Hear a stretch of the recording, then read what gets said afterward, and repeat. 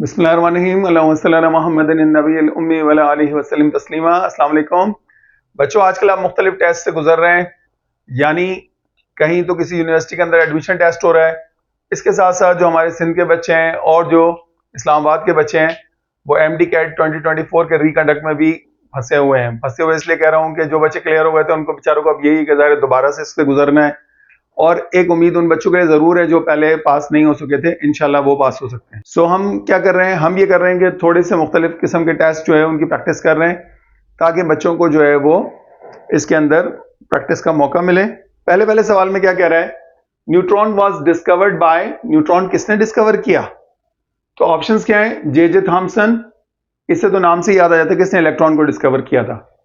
फिर क्या है, जेम्स चैडविक है, खाली चैडविक लिखा हुआ इधर, मैक्सवेल है और हर्ट्ज है। हर्ट्ज का ताल्लुक फ्रीक्वेंसी के साथ है, मैक्सवेल का इलेक्ट्रोमैग्नेटिक वेव्स के साथ है। तो अल्टीमेटली जो आपका ऑप्शन है वो है Chadwick, James Chadwick. The unit of power of a lens, इसे जरा समझना ट्रिकी है। The unit of power of a lens is dash for convex and concave lenses. Unit of power जो है लेंस का वो क्या है, वो है डायऑप्टर। तो डायऑप्टर जो है क्या वो कॉन्वेक्स और कॉन्केव लेंस के लिए सेम होता है, डिफरेंट होता है, अपोजिट होता है? ये सारे पॉसिबल हैं, डिपेंड करता है सिचुएशन पे। तो इसका श्योर आपको रहना चाहिए कि जो यूनिट है वो सेम होता है पावर का, यानी लेंस के पावर का, विच इज डायऑप्टर। तो ये सेम रहेगा, इसमें कोई फर्क नहीं आएगा, ठीक है। The vector whose magnitude is 1 is dash vector. ऐसा कौन सा वेक्टर है जिसका मैग्नीट्यूड 1 होता है? तो अगर आपको बिल्कुल आप भूल गए, आपको नहीं याद आ रहा, तो आप सिर्फ इनके ऑप्शन पढ़ो, ऑप्शन से आपको समझ आती है। नल, फ्री, यूनिट, पोजीशन। तो यूनिट जो है, यूनिट किसके लिए इस्तेमाल करते हैं? यूनिटी यानी 1। और यहां क्या कह रहा है, मैग्नीट्यूड इज 1। तो इसका मतलब इसका जो करेक्ट ऑप्शन है वो क्या है, यूनिट। मैंने उस तरह आपको सिखाने की कोशिश कर रहा हूं, जिसको आते हैं बहुत ही अच्छी बात है, लेकिन जिसे नहीं आते तो वो क्या कर सकते हैं, किस तरीके से ठीक ऑप्शन को क्लिक कर सकते हैं। फिर कह रहा है के Roentgen discovered dash raise. Roentgen ने कौन सी रेस को डिस्कवर किया था? अल्फा को, बीटा को, गामा को या एक्स रेस को? तो मैंने आपसे कहा था कि अगर, वैसे तो इसका जवाब एक्स रे है, सारे बच्चों को आता होगा, अगर नहीं आता तो मैंने आपसे कहा था कि देखा करें कि जो ऑप्शंस हैं 4 ऑप्शन होंगे। आपके जितने भी टेस्ट होते हैं उसमें 4 ऑप्शन होते हैं, उन 4 में से 3 ऑप्शन एक ही तरह के होते हैं, एक उनमें अलहदा होता है। बिल्कुल जो अलहदा होता है ना, 90% इम्कान आते हैं कि वही होता है। तो अल्फा, बीटा, गामा, इन सबका आपस में रिलेशनशिप है। बाकी क्या बचा, एक्स। तो एक्स रेस को डिस्कवर किया किसने? रॉन्जेन ने। फिर क्या कहते हैं, विच of the following is not regarded. अच्छा, अब यहां ये ख्याल जरूर रखना है, बहुत सारी एमसीक्यूज में क्या करते हैं चालाकी, जैसे यहां की है कि नॉट डाल देते हैं बीच में। आपने जल्दी में पढ़ा, आपको लगा कि यार ये तो सीधी सीधी ये, अच्छा इसका ये जवाब है, और आपको नॉट पे से आपका फोकस हट जाता है। नॉट का मतलब है कि प्रॉब्लम रिवर्स हो गई है, यानी which of the following is not regarded as a fundamental quantity in physics. इनमें से कौन सी चीज ऐसी है जिसको आप फंडामेंटल क्वांटिटी फिजिक्स में नहीं मानते? आपके जहन में अगर आपने नॉट पे फोकस नहीं किया तो आपको लगेगा कि यार कौन कौन सी हैं, तो जो बाकी बचेगा। लेकिन वो कह रहे हैं नॉट रिगार्डेड। कौन सा नॉट रिगार्डेड का मतलब नहीं होगी, वो कौन सी नहीं होगी? टाइम, टाइम तो शुरू से ही है। वेलोसिटी, वेलोसिटी नहीं है, असल जवाब है वेलोसिटी।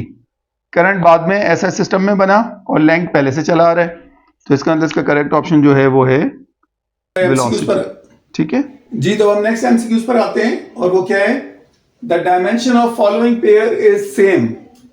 अब उसने आपको क्या किया है, पेयर का जिक्र किया है। पेयर का मतलब है कि उसने दो फिजिकल क्वांटिटीज आपको दी हैं, speed and acceleration, mass and weight, frequency and time period, work and energy. तो कहता है कि इनमें से कौन से पेयर की डायमेंशन जो है वो सेम है।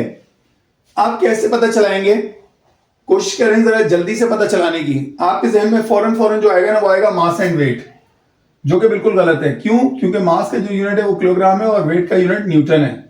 दूसरे नंबर पे आपके जहन में आएगा फ्रीक्वेंसी एंड टाइम पीरियड। याद रखें, both are reciprocal to each other, इसलिए एक अगर न्यूमरेटर में दूसरा डिनोमिनेटर में है तो इनका नहीं होगा सेम। फिर स्पीड एंड एक्सीलरेशन, तो स्पीड और एक्सीलरेशन तो है ही अलग अलग क्वांटिटीज। फिर बचा वर्क एंड एनर्जी, यही सही आंसर है। क्यों?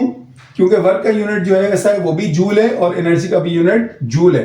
तो इस प्रॉब्लम की ट्रिक क्या है? ट्रिक ये कि जब भी आपको ऐसा प्रॉब्लम मिलेगा, आपने देखना है कि इनके यूनिट्स क्या हैं। जिस दो के भी यूनिट्स एक जैसे होंगे वही सेम होंगे। तो वर्क और एनर्जी का यूनिट एक जैसा है, इसलिए ये आपका करेक्ट ऑप्शन है डी।